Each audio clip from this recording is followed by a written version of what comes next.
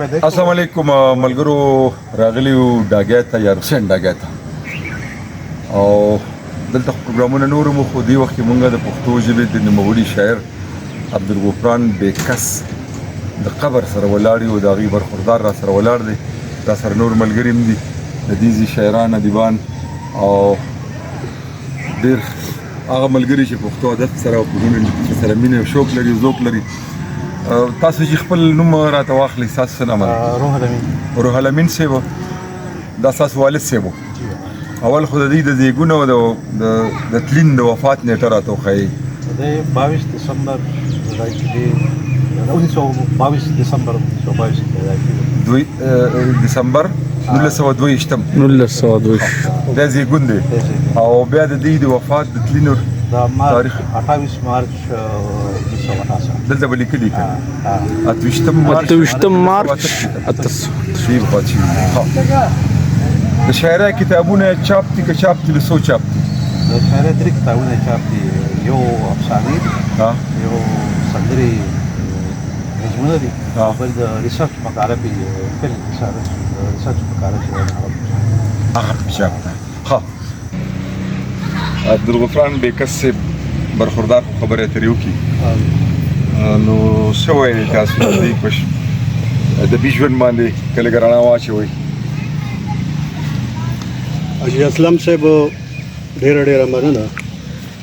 زه خو وایم چې ما لومبی کتاب د چا لوستی دی، ما لومبی افسانه د چا لوستی ده، ما لومبی سندره د چا لوستی ده، نو هغه د بیکس صاحب ده. زه په دویم کې وم چې په دې یو مشاعره شوې وه 88 کې، نو هغې کې 2 طرحې وې. ای د ډاګی خاورې موږ له بل بیکس پیدا کړې، او بله دا وه چې بیکس ستا مزار ته بلبلان راغلي دي. بیا پې غالبا دا روح الامین ولاړ دی چې 40 کاله پس پې ما مشاعره وکړه، او د پښتونخوا نوموړي طاهر بخاري صاحب او اجمل خټک صاحب او شفق صاحب دي، دا ټولو لوی شاعران دلته موږ مشاعره وکړه. نو د ډاګی خاورې بل بیکس خو پیدا نه کړ، ځکه چې هغه همګیر شخصیت و، هغه نابعه و، هغه لیجنډ، بلکې انګریزۍ کې ورته آل راونډر و. هغه افسانه لیکلې ده، ډرامې لیکلې ده، سندرې لیکلې ده، غزلې لیکلې ده، نظم یې لیکلی دی، خو هغه بنیادي توجه د نظم شاعر و. بل اجمل خټک صاحب ووي، زه حیران یم چې بیکس صاحب ووي چې په کوم شعر کې جوړتیا نه وه، تشبیهات نه وي، استعارې نه وي، کنایې نه وي، رموز نه وي، زه هغې ته شعر نه وایم. لکه زه د مثال په طور تاسو ته هغه یو نظم دی، یو 2 شعره ته اورم د یاد بر کې: زلفو کې لورایه چې ښکارېږي کوم بشر دی دا، دې ګوره وریځ کې چې پړکېږي کوم کمر دی دا، ګټه د زوړ یاد مې د جذباتو ډنډ ته پرېوته، تېر ساعت مې سترګو کې غړېږي کوم هنر دی دا. خو زه روح الامین صاحب هغه مشر ورور راپاڅېدو او 2 کتابه ولا چاپ کړو. افسانو له نوم یې د زړه چودي، او نظم له نوم یې دغه سندرې، او اوس ان شاء الله چې دغه غزل کتابي شکل کې دي چاپ کړي، دا تړتکې نوم چې ولري. نو بیکس صاحب به زه دا ووایم چې دې خاورې بل بیکس پیدا نه کړي، د هغه انداز، د هغه شعر، د هغه افسانه، د هغه ډرامه دا، او په ځوانۍ کې مړ دی. زه به دا ووایم 45 کالو کې د نري رنځ د لاسه 22 پیدایشت او 2 چې ټي وي به یې ورته وي. بل صدر ایوب والا انعام ورکړی. بل د دې سندرې متعلق زه مختصره یو خبره کوم حاجي صاحب. دا سندره چې د لړ شپې هور د کمیستو دا د په 88 کې لیکلې ده، دغه وخت صدر ایوب او هغه والا انعام ورکو، هغه توره کپړه سي ګاون وته وي که څه وته وي، نو د هغې نه 2 جوړې جامې د دې خور له جوړې کړې. نو زه به دا د لږ غوندې وضاحت کوم چې د دې د خور نوم ساجده خور دی، خو هغه به ورته فرحت وي. هغه فرحت په دې دغه کې ویلي دي چې فرحت په دې غنمو کې د لالا یو ګل دی چې سور دی او په منځ کې به تور نو دا فرحت پته هغه په دغه انداز کې بلکې زه به دا ووایم چې دا شعر داسې دی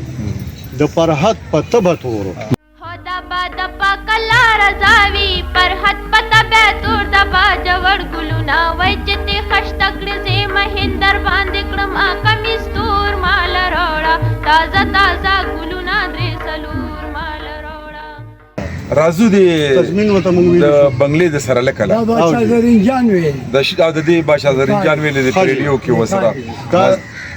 احمد ګل استاد را سره دا دی ولاړ دی هغه وایي چې د بنگلې د سره لکه او ګولای په دلته اوس 13 کال مړ دی الیاس خان کاکا الله پاک دیو بخي ماته تاسو کړو چې دی را سره وک نو را سره وې دا هغه زما د پپوز او زه د ماما وی جنگو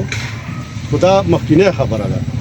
دا هغه کې زموږ لوري کې د جمعه ته وخوږي دي هغه راک پکې مالي دلې و هغه بوجا پکې مالي دلې و دا یو جنې و چې وبول راغلی و مانګي و سره هغه اولګي دا مړ شو او دوه کسان پکې نور مړ یو شعر دا کا زخمی شو او یو هغه مجید کا تاسو پیژندل دا به کسه په دغه تاثر کې چې دی به د بنگلې د ډازې کولې د بنگلې د سره لکه ګولای په ورته جنکه بول دنا د بنگلې سر لکا ګلې پوا جنکه بول دنا د بنگلې سر لکا ګلې پوا چې عبدالغفران بیکس زمونږه د هغه دور شاعر او ادیب دی افسانه نگار دی کم دور کې چې مونږه د پښتو د شلمې صدۍ ابتدایي دور وته وو او ګولډن پیریډ وته ویلی شو په دې کې چې کوم دی نو څنګه چې شیر محمد مینوش ته دلته کې مولانا عبدالقادر دی نو داسې عبدالغفران بیکس دی د عبدالغفران بیکس صاحب ځانګړتیا دا ده چې هغه لکه د نادر خان بزبي په شان یو بهترین افسانه نگار هم دی لکه د هغه افسانې چې ته ګورې که د چرګړو که ګورې که چاو د زړه پای کې چې دی نو د پښتون کلتور چې کوم بنیادي ادارې دي لکه حجره جومات چې کوم زمونږ روایات دي او یو بل سره چې کوم د رشتو تړون دی میلمه دوستي د هغه ټول په دغه افسانو کې ملاویږي که یو پل هغه تنقید او طنز کوي په خامو باندې خو ورسره دغه زونه پکې موجود دي د یو شاعر په حیث باندې هغه چې کوم دی نو ډېر نماینده شاعر او د یو روایت تر مخه چې دی نو دغه مشهوره سندره چې ده چې لاړ شه پېښور ته کمیستور مال راوړه ځینې خلک هغه د برق د عبدالغفران بیکس صاحب سره تړي خو په هغې باندې د نورو خلکو دعوې هم شته بهرحال د عبدالغفران بیکس صاحب زما سندرې کتاب کې چې دی نو هغه شته او زمونږ د جدید ادب د شلمې پیړۍ د هراول دستې چې کوم نماینده نمونه دي نه کې یو بیکس صاحب زه ډاکټر همایون هما عبدالغفران بیکس په کلي کې م ډاګی کې او دلته چې دی نو زمونږ دوستانو د یو مشر خادم صاحب سره پروګرام کړو په دې حواله زه راغلی یم نو دا زما خوش قسمتي ده چې د ډاګی سره زما د کوم تعلق جوړ شوی دی هغه د عبدالغفران بیکس صاحب په حواله جوړ شوی دی عبدالغفران بیکس صاحب اگر چې ټول عمر رنځورغاړی پاتې شوی دی خو د هغه ذهن چې دی نو ډېر ویښ هغه اقبال پسندو اقبال پرستو او د اقبال یې ډېره ژوره مطالعه کړې وه ځکه د هغه په شعرونو کې د اقبال اثرات ډېر واضح دي هغه ډېر ښه نثر نګارو او رچاو دی د هغه د افسانو مجموعه ده سندرې د هغه د شعرونو مجموعه ده او هر یو شعر داسې تللی او په وزن پورا او زما خوښ په دې دی چې دې د قن مستقل په لیکوالو کې پاتې شوی دی الله دې وبخي او د هغه یادونه اوس هم زموږ په زړه کې دي هغه د پښتو د ادبي تاریخ یو روښانه باب دی